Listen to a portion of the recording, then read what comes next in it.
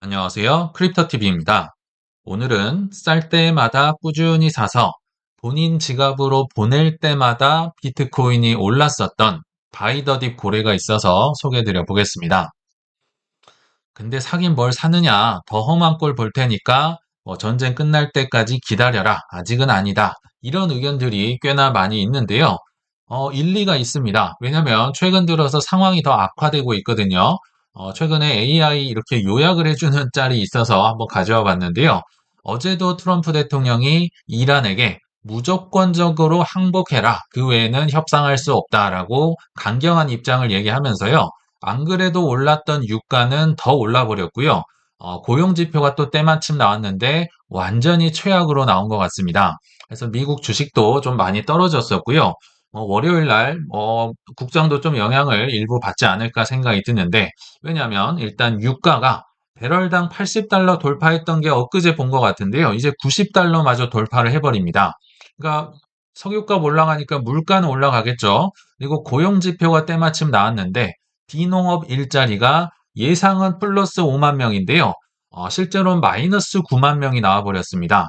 그리고 2월 달만 이렇게 떨어진 게 아니라 올해 1월 달, 작년 12월, 작년 11월 이 모든 숫자가 죄다 감소로 기존에 발표했던 것보다 더 많이 떨어져 버렸습니다. 고용은 완전 최악으로 치닫고 있고요. 실업률은 또 오히려 올랐다. 4.4%가 나왔는데요. 이게 4.5% 이상 나오면 이제 샤메 법칙이 또 나오네 마네 할 겁니다. 그러니까 고용이 적당히 나쁘면요. 금리나 확률이 올라가겠네 하면서 좋았는데 너무 안 좋아지니까 야, 오랜만에 드디어 스태그플레이션이라는 단어가 등장을 하면서 근데 맞는 말이죠. 왜냐하면 석유가가 올라가면 물가는 올라갈 것이고 지금 고용은 엉망이 되니까 사람들이 돈을 안 쓰겠죠. 그래서 경기는 침체가 되는 그런 상황이다. 굉장히 안 좋은 상황에 조금 들어가고 있지 않나 생각이 들고요. 그리고 어제 제가 영상을 올려드렸는데 블랙 형제가 위험하다. 각 업계 일이잖아요. 블랙스톤, 블랙락. 근데 블랙락에서조차 사모펀드 시장에 지금 균열 조짐이 보이고 있다. 이게 코인까지 영향을 미친다는 무서운 또 분석이 나왔습니다. 왜냐하면 블랙락이 무려 260억 달러 규모의 사모펀드가 환매 요청이 들어왔다라고 합니다.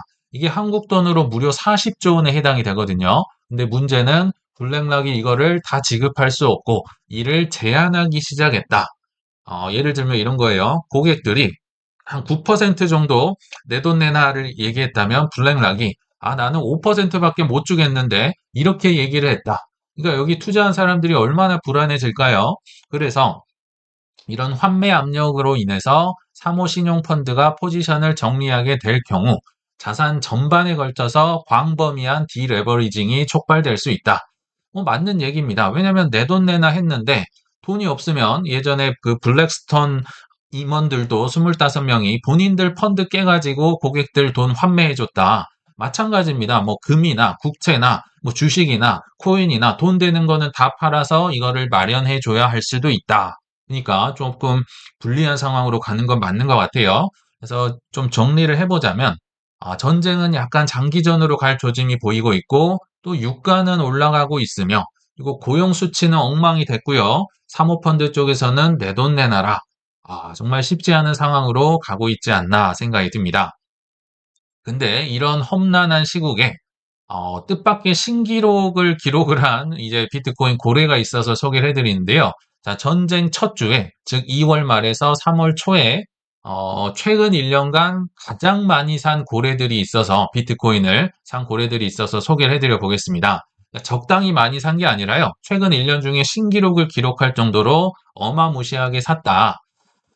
그래서 이번 주 거래소에서 비트코인을 이제 출금한, 뭐 본인들 지갑으로 출금한 개수가 무려 47,700개였다고 합니다. 엄청나게 많은 비트코인을 사서 보통은 본인의 지갑으로 장기 매수를 이제 장기 보관을 목적으로 사거든요. 요게 이제 좀 눈에 띄어서 가져와 봤는데요. 그러니까 이번 주에 47,700개가 빠져나갔는데 요게 최근 1년 사이에 가장 큰 규모의 주간 인출이다라고 합니다.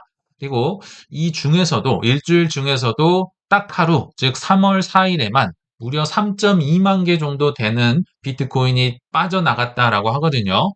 그리고 그 날 중에서도, 그러니까 32,000개 중에서도 25,000개가 이제 비트파이넥스라고 하는 거래소에서 빠져나갔다. 그러니까 비트파이넥스에서 누가 샀는지는 아마 선수들은 아시는 거죠. 근데 거기에서 엄청난 물량이 지금 한 주에 신기록을 세우면서 빠져나갔다. 누군가는 그러니까 산 거죠. 그래서 이런 건 보통 장기 보관용 비트코인 매수 가능성이다. 뭐 이거는 다들 아실 것 같고요. 근데 왜 하필 3월 2일일까? 제가 업비트에서 찾아봤습니다. 이게 비트코인의 일봉인데요. 최근에 들어서 전쟁도 나고 굉장히 힘들었었죠. 근데 유독 한 날이 이제 볼록 양봉이 나왔던 날이 있는데 그때가 바로 3월 4일입니다. 그럼 3월 4일에 인출을 했다는 게 그날 사서 그냥 바로 뺐다 이게 아니라 그동안 뭐 전쟁도 나고 유동성도 안 좋고 해서 꾸준히 저점 매수를 했던 분량을 이제 3월 4일이 돼서야 내 지갑으로 옮겼다. 이렇게 보시면 되겠죠. 그러니까 누군가는 지금 바이더 딥을 크게 했다. 근데 이제 선수들은 아마 비트 파이넥스 하자마자 바로 알았을 겁니다. 아, 요거 투애니원 캐피털이겠네. 저도 그 확률이 매우 높다라고 생각을 하거든요. 왜냐하면 테더나 비트파이넥스는 원래부터 CEO도 같았고 자웅동체거든요. 근데 이 친구들과 함께 투애니언 캐피털이나 소프트뱅크나 켄터피츠 제럴드나 그냥 한 배를 타고 있습니다. 네 거가 내 거고요. 내 비트코인이 너 거고 그냥 이들은 한 몸이라고 보시면 돼요. 그 한 예로 그러니까 테더 지분의 5% 이상을 이제 켄터피츠 제럴드가 갖고 있죠. 상무장관 쪽이 갖고 있으니까 대신에 상무장관이 뒤를 봐주고 규제에서 좀 보호해주고 이런 것도 있을 거고요. 또 테더가 갖고 있는 엄청나게 많은 국채 물량을 켄터피츠 제럴드가 또 운용을 하고 있다고 합니다. 그러니까 이들은 사실상 그냥 한 몸이다 이렇게 보시면 될 것 같아요. 그러면 투애니언 캐피탈이 현재 비트코인을 얼마나 들고 있을까? 예전에는 이제 IPO 할 때 4.3만 개 정도 들고 있다. 그 이후로 지금 업데이트가 되지 않고 있지만 그 뒤로 그러니까 비트코인 ETF를 샀다든지 하면 이제 바로 공시 의무가 있을 텐데요. 이렇게 비트파이넥스나 이런 거래소에서 코인을 사는 건요. 이들이 얘기를 해주기 전까지는 공개가 되지 않습니다. 그래서 공식적으로는 4.4만 개지만 최근에 이 보냈던 물량 한 2.5만 개 정도를 더하면 한 6.8만 개 정도가 되지 않을까 추정을 한번 해보는 겁니다. 제가 왜 추정이라는 단어를 썼냐면요. 지갑들이 다 공개가 돼 있으니까 당연히 다 알 수 있는 거 아니냐 하시겠는데 그게 아닙니다. 왜냐하면 보통은요, 기관들이 일단은 사서 임시 펀딩 지갑으로 보냅니다. 우리 IPO 할 때니까 여기에 뭐 모으고 있습니다. 뭐 테더가 몇 개 보내고, 뭐 소뱅이 몇 개 보내고, 캔터가 몇 개 보내고, 여기까지는 공개가 돼요. 근데 요것들을요, 나중에 이제 커스터디 지갑으로 보냅니다. 커스터디가 보관한다는 뜻이잖아요. 그래서 코인베이스다, 뭐 피델리티다, 뭐 이런 쪽 지갑으로 이제 보낼 수밖에 없다. 왜냐하면 이게 워낙 기관들의 물량이 크기도 하고 해서요. 이들은 이제 뭐 감사도 받아야 될 거고 보험도 들어야 될 거고 일반적으로 뭐 코인베이스나 이런 지갑으로 넣어버립니다. 근데 그때 이후로는 추정이 안 돼요. 커스터디 지갑으로 들어가면 그 이후로는 막 얘들이 어디로 보냈는지 추적이 안 된다. 그래서 스트래티지도 예를 들면요. 지금 70만 개가 넘는 비트코인 갖고 있는데 그 중에 70에서 많으면 80%까지를 코인베이스에 보관을 하고 있다라고 하고요. 한 10에서 20%를 피델리티에서 보관을 하고 나머지 한 10% 정도만 자체 보관을 하고 있다. 그래서 추정이긴 하지만 아마도 현재 한 6.8만 개 정도를 모으지 않았을까 제가 한번 생각을 해봤다는 건데요. 자, 더 중요한 게 있죠. 이런 게 문제가 아니라 일단 과거에도 이런 적이 있었나? 그리고 이들이 사면 조만간 올랐나? 그리고 비트코인과 이들의 뭐 물량을 놓고 빼고 지갑을 보내고 하는 게 어떤 관계가 있었는지 이게 중요하기 때문에 한번 말씀드려 보도록 하겠습니다. 미뇰렛이라는 뭐 온체인 전문가가 있는 것 같아요. 이런 분들은 우리보다 훨씬 빨리 알겠죠. 뭐 보내고 받는 걸 항상 이제 업으로 하시는 분들이니까. 25년도 6월 달에 이들의 눈에도 이게 포착이 됐던 것 같습니다. 투애니원 캐피탈이 명확한 구매 흔적이 발견됐다. 알고 보니까 비트파이넥스에서 샀던 게 자꾸 투애니원 캐피털로 들어가네. 그리고 비트파이넥스의 보유량과 비트코인과도 상관관계가 있네. 선명해지고 있네. 이렇게 이분이 이제 분석을 하셨는데 일리가 있어서 가져와 봤거든요.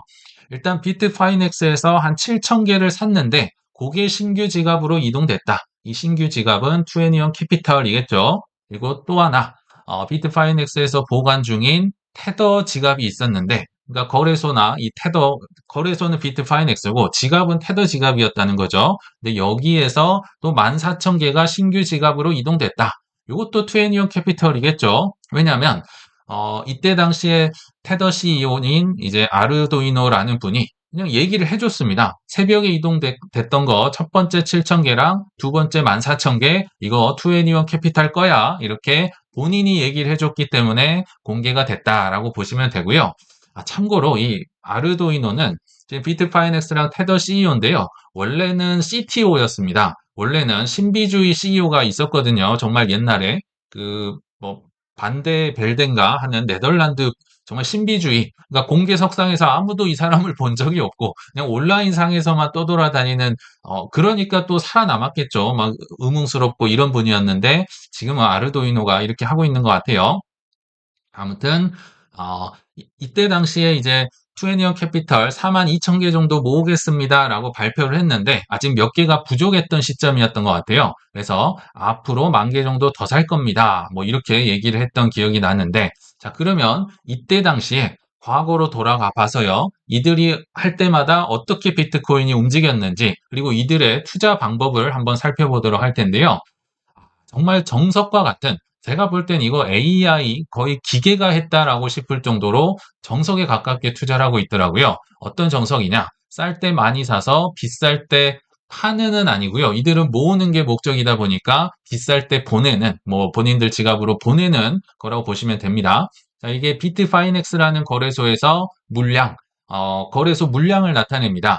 그러니까 까만 거는 비트코인 가격이고 파란색은 비트파이넥스에 들어있는 비트코인 개수라고 보시면 되는데요. 쉽게 설명을 드려보겠습니다. 쌀 때 많이 삽니다. 쌀 때 많이 모읍니다. 제가 빨갛게 표시를 해봤죠.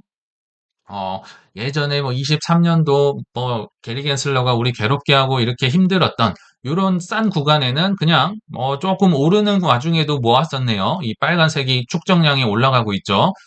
이 진한 이 파란색만 보시면 됩니다. 쌀 때 사고 두 번째도 24년도 한 5월부터 우리 뭐 독일 정부가 5만 개를 팔았다더라, 마운트 곡수가 뭐 던졌다더라, 굉장히 힘들었던 기억이 나시죠? 요때 계속 또 사서 올라갑니다. 계속 축적을 하는 게 보이시죠? 그리고 또 25년도 뭐 1월, 2월, 3월, 4월 관세 전쟁 때문에 많이 떨어질 때도 이 파란색이 올라간다는 게 사서 축적을 하고 있다는 겁니다. 근데 저는 지금 제가 관세 전쟁 해놓고 빨간색이 두 개를 표시를 했잖아요. 야, 이들은 정말 작은 틈도 놓치지 않는구나, 깨알같이 사는구나를 느꼈던 게 살짝 뭐 25년 1월 달에 떨어질 때가 있었는데 그때 축적을 했다가 또 떨어지면 보냈다가 그쵸? 그리고 다시 2월부터 떨어지니까 다시 축적을 하고 야, 이걸 보면서 이들은 거의 기계적으로 하고 있구나. AI가 하고 있을지도 모르겠다 할 정도로 깨알처럼 섬세하게 쌀 때는 사는구나를 알 수 있었던 것 같습니다. 자, 그리고 나서 비쌀 땐 뭐 하냐? 보냅니다. 보통은 팔 텐데 이들은 축적이 목적이니까 본인들의 지갑, 뭐 투애니언 캐피털 지갑 이런 데로 보냈겠죠. 그래서 정확하게 딱 맞아떨어지진 않지만 거의 비트코인이 정점 근처로 뭐 치닫거나 아니면 올라가고 있을 때 이 파란색 보시면요. 훅 떨어지는 게 보이시죠? 이게 어딘가에 지갑으로 보냈다는 겁니다. 거래소 물량이 줄었다는 거는 그동안 샀던 거를 어딘가로 보냈다. 그리고 역시 비트코인 까만색 가격이 올라가고 있을 때 이 파란색이 뚝 떨어지고 세 번째 최근 아니고 이건 25년도 뭐 5월 즈음인데요. 가격이 떨어졌다가 오르고 있으면 보내고 오르고 있으면 보내고 이렇게 보시면 좋을 것 같다. 그러면 이때 당시에 비트코인이 어떻게 움직였는지 제가 다시 까만색으로 표시를 해봤는데요. 보통은 이 파란색과 까만색이 크로스로 만나죠. X자로 만나고 있죠. 정확하게 정점 근처에서는 하진 않습니다. 뭐 시작하고 있을 때, 상승하고 있을 때도 이렇게 초반에 보내기도 하고요. 또 24년도 뭐 9월, 10월 이때 가격이 오르고 있을 때 이제 꾸준히 비트코인을 지갑으로 보내고 있고 25년도 뭐 4월, 5월, 6월 이때도 비트코인이 많이 떨어지니까 이제 비트코인 가격은 이제 올라가고 있을 때 지갑을 보내고 있죠. 근데 이게 25년도 5월, 6월까지 차트이기 때문에 우리는 근데 미래를 알고 있잖아요. 이들이 어딘가로 지갑으로 비트코인을 보내고 있을 때 비트코인 가격이 오르겠구나. 그래서 우리 아시겠지만 25년도 10월 10일까지 이제 비트코인이 최고점을 기록할 때까지 계속 올랐는데 그 직전에 계속 비트코인을 어딘가로 사서 보냈구나. 이거를 어렵지 않게 알 수 있었던 것 같습니다. 자, 그러면 과거가 그랬다면 현재 지금 전쟁 1주차 막 지나고 있잖아요. 이때 비트파이넥스의 보유량과 비트코인의 관계는 어떨지도 제가 한번 가져와 봤습니다. 요건 이제 코인글래스에서 가져와 봤는데요. 마찬가지입니다. 떨어질 때 사서 비쌀 때 보낸다. 제가 이 까만색을 표시한 게 비트코인 가격이거든요. 작년 관세 때문에 뭐 2월, 3월, 4월 떨어질 때, 요럴 때 까만색에서 많이 샀겠죠. 그러다가 노란색의 비트코인이 가격이 올라가고 있는데 이 빨간색, 그러니까 아웃플로우, 그러니까 거래소 비트파이넥스에서 빠져나간 물량이 이 빨간색의 이제 그, 그 길이를 보시면 알 수 있는데요. 결국은 올라가고 있을 때 어딘가로 이제 보내고 있구나. 그리고 최근 들어와서도 마찬가지입니다. 이 노란색이 비트코인 가격이거든요. 비트코인이 떨어지고 있을 때 사서 지금 최근 들어서 비쌀 때 어디론가로 또 슝 보냈구나. 25,000개나 되는 양을 비트파이넥스에서 한 번에 보냈구나. 좀 더 이제 비트코인과 가격과 상관관계를 나타내기 위해서요. 이 까만 건 비트코인 가격이고 파란 거는 비트파이넥스의 거래소 보유량이라고 보시면 됩니다. 정말 어렵지 않게 표시를 다시 한번 해보겠습니다. 쌀 때 사다가 23년도까지 나오죠. 우리 게리 겐슬러가 우리 괴롭히고 레리 핑크가 비트코인 ETF 한다고 해도 안 믿고 있고 그럴 때마다 꾸준하게 비트코인을 물량을 이 빨간색이 올라가는 게 보이시죠? 비트파이넥스의 거래소 물량이 올라가다가 결국은 이제 가격이 올라가니까 슝 하고 다른 지갑으로 보냈네요. 그리고 또 가격이 떨어지고 막 재미없고 뭐 폭락 나오고 할 때 이제 모아가다가 또 올라가니까 슝 하고 어디론가 보내고 또 비트코인 가격이 어, 좀 재미없고 떨어져 있을 때 이렇게 모아가다가 또 어디론가 보내고 이게 이제 최근입니다. 25년도 뭐 7월, 8월 해가지고 10월에 정점을 찍고 막 떨어지고 있었잖아요. 그때마다 계속 거래소 물량을 모아왔던 겁니다. 그러다가 최근에요. 정말 기울기가 굉장히 많이 거의 90도로 꺾여 있습니다. 다른 거랑 비교를 해보시면요. 이거 거의 직선으로 지금 밑으로 내려가는 게 보이시죠? 급하게 많이 어딘가로 보냈구나. 그리고 그때 즈음에 비트코인 가격을 보면요. 결국은 이들이 보내고 있는 시점에 비트코인 가격이 올라가고 있음을 알 수 있습니다. 이게 뭐 딱 정점이다, 뭐 아니면 올라가기 직전이다, 이렇게 딱 맞아떨어지진 않지만 대략 어디론가 보내고 있을 때 비트코인 가격이 오르더라. 어디론가 보내기 시작할 때 막 비트코인 가격이 오르네요. 어디론가 보내기 시작할 때 올라가고 있고 최근 들어서 어디론가 또 많이 보냈었죠. 그래서 비트코인 가격을 이제 요거는 이제 최근 들어서 제 마음대로 표시를 해본 겁니다. 뭐 돼지 꼬리가 나오고 막 왔다 갔다 할 수는 있겠지만 아마도 몇 주인지는 모르겠죠. 그렇지만 조만간 저는 비트코인 가격이 예전 이제 데이터와 맞다면 좀 올라갈 수 있지 않을까 생각이 드는데요. 이거를 왜 말씀을 드렸냐면 이들이 사실 거래소에서 시가로 막 긁어버리고 지금 2만 개든 4만 개든 한 주에 이렇게 많이 샀다는 건 그것도 약한 손들에게 샀다는 거는 엄청난 사실 포모가 올 만한 상황인데요. 이들은 거래가로 사지를 않습니다. 시장에서 사지 않고 장외 거래로 사고요. 최대한 거래를 이제 티 안 나게 간접적으로 사거든요. 근데 이들이 아무리 몰래 사더라도 제가 볼 때는 고래들이 이렇게 헐값에 다량 매수하는 거는 결국은 효과가 드러나더라. 결국은 올라가더라. 이거를 좀 보여드리고 싶어서 말씀을 드린 겁니다. 우리 모르게 사니까 막 이게 많이 사도 티도 안 나고 하잖아요. 그렇지만 결국에 가서는 이게 효과가 있더라. 뭐 통계적인 걸 제가 한번 가져와 봤고요. 그러면 또 중요한 질문이 있죠. 이들이 언제까지 살 것인가? 이들도 조정이 언제 끝날지까지 모를 거예요. 근데 아마도 이 조정이 끝날 때까지 사겠다라고 생각이 들고요. 그러면 이 조정이 길어지면 길어질수록 좀 좋아할 수도 있는 저희 구독자님들 댓글 중에서도요. 좀 조정이 더 길어졌으면 좋겠다. 이런 분들도 계신데 굉장히 무서운 분들입니다. 근데 태도도 투애니언 캐피털도 마찬가지 심정이겠다 생각이 듭니다. 그럼 또 하나의 질문이 나오죠. 이들은 매수할 돈이 충분한가? 조정할 때까지 그냥 사는 건가? 제 답을 드리기 전에 재미나이가 재밌게 답을 해서 제가 가져와 봤습니다. 한번 물어봤어요. 이들 돈 매수할 거 충분한가? 돈은 썩어 넘칠 정도로 충분합니다. 테더는 작년에만 13조 원 이상의 순이익을 냈습니다. 그래서 이 중에 일부만 태워도 시장에 미치는 영향은 엄청납니다. 테도도 돈이 많고요. 사실 캔터 피츠제럴드도 많고 소프트뱅크도 많고 다 돈이 많습니다. 그래서 아마도 이들은 정말 바이 더 딥을 할 때마다 조정을 받을 때마다 굉장히 많이 살 거다. 근데 그러면 더 이제 중요한 문제. 그러면 이들은 스트래티지를 넘을 수 있을까? 이 스트래티지가 70만 개 있는데요. 투애니언 캐피탈은 분명히 뭐 69만 몇천 개를 이 세상에 있는 비트코인을 남아있는 미 채굴량을 내가 다 사겠다라고 분명히 얘기를 했거든요. 넘을 수 있을까? 그리고 언제쯤 수량을 공개할까? 여기에 대해서는 이번 조정에는 한 번에 넘을 수는 없겠죠. 왜냐하면 아무리 바이더딥하고 돈이 많아도요. 70만 개는 정말 너무 많은 겁니다. 스트래티지를 한 번에 넘을 수는 없다. 그래서 일단은 세계 2위 기업으로 이제 짜잔 하고 공개가 되는 게 1차 목표가 되지 않을까 생각이 듭니다. 제가 26년 현재 기준으로 비트코인 보유량 탑10 기업을 가져와 봤는데요. 엄청 많이 있죠. 1위가 스트래티지, 2위가 마라홀딩스, 3위가 투애니언 캐피탈이고요. 그 외에도 이제 쭉쭉쭉 있는데 대부분이 이제 채굴, 한 반 정도는 채굴 회사라고 보시면 됩니다. 그리고 10위가 테슬라가 또 눈에 띄긴 하네요. 투애니언 캐피탈 입장에서는 이제 스트래티지가 목표이기 때문에 1위, 2위, 3위만 제가 좀 이렇게 네모를 쳐봤는데요.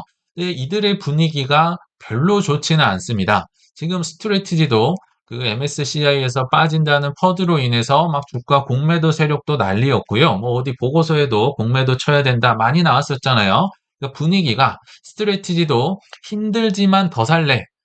돈은 많이 있겠죠. 그렇지만 최근은 힘들어졌고요. 현재 손해 구간으로 들어왔었죠. 그래서 최근에 사더라도 예전처럼 막 몇만 개 시원하게 사고 이렇게는 좀 못하고 그냥 몇백 개 사고 뭐 천 개, 이천 개 사고 이 정도다.